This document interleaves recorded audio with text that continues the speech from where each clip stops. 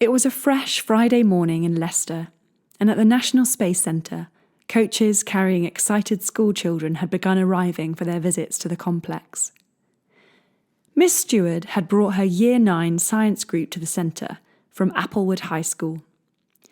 It was an end-of-term treat for their hard work in class on the weather balloon project. As the coach turned into the car park, the children's excitement rose to a peak. "Can we get off the bus yet, miss, please?" asked one of the children. "My dad said we need to be at the front of the queue to get the best views," added another. Miss Stewart stood up in the aisle of the coach to speak to the class, her Jupiter earrings swaying from side to side. "Can I have your attention, please, 9C3? She paused for effect. The children all turned to face their teacher, eyes wide and waiting for Miss to give the word. "Our meeting point, if you get lost, is marked with the letter G, and the coach will be leaving at 3 p.m. sharp to take us back to school. So please don't wait until the last minute to go to the gift shop. I'm looking at you, Lewis. We don't want a repeat of the London Eye incident, do we?" she continued. The class giggled and turned to Lewis, who had now sunk down into his seat. Miss Stewart nodded at the coach driver, who flicked a switch on the dashboard to open the doors at either end of the coach. "Please take everything you will need with you, because the coach will not be staying with us. Let's go and enjoy some space science," she added. The class cheered as they stood up, gathered together their belongings, and stepped off the coach. Dressed in their purple Applewood blazers with purple and orange striped ties, the class joined the end of a group of students from another school and walked towards the entrance to the centre, which was at the base of the very futuristic-looking, transparent rocket tower. It housed 2 decommissioned rockets, Thor and Blue Streak, who stood proudly for all to see. When they entered the building, they were welcomed by a Soyuz spacecraft hanging above their heads like an eagle hovering with its wings outstretched. As they entered the main hall, the children didn't know which direction to look in first. The black painted walls and ceiling were covered with pictures of mankind's achievements in space, along with various models of past and present spacecraft. There was a space-themed restaurant called the Soyuz Lounge, space-themed gift shop, and even space-themed toilets.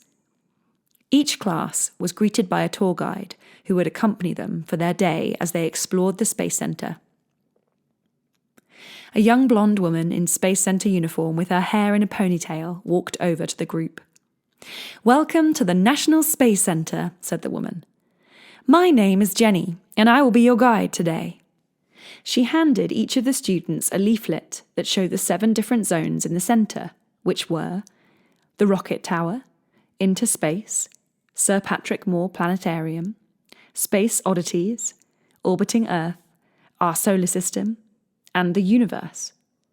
On the back of the leaflet was a map of the Space Centre, just in case you got lost. "When I raise this flashing clipboard with your class number on it, that means we are moving on to the next zone, so please follow me when that happens," she added. Miss Stewart joined Jenny at the front of the group and quickly counted the children to make sure she hadn't lost anyone already.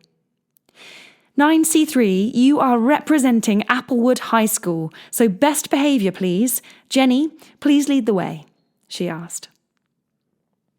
The class walked into the first zone looking all around them, eyes wide, trying to take everything in.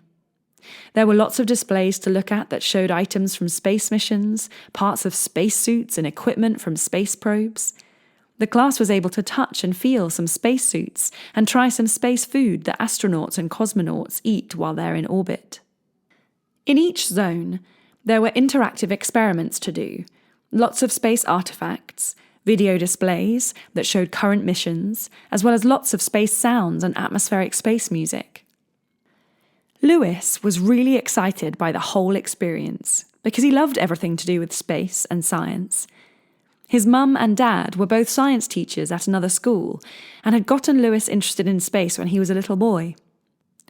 In his bedroom, he had space wallpaper with stars and planets on it, a space duvet set with the Milky Way galaxy on it, and space-themed curtains covered with little aliens and flying saucers.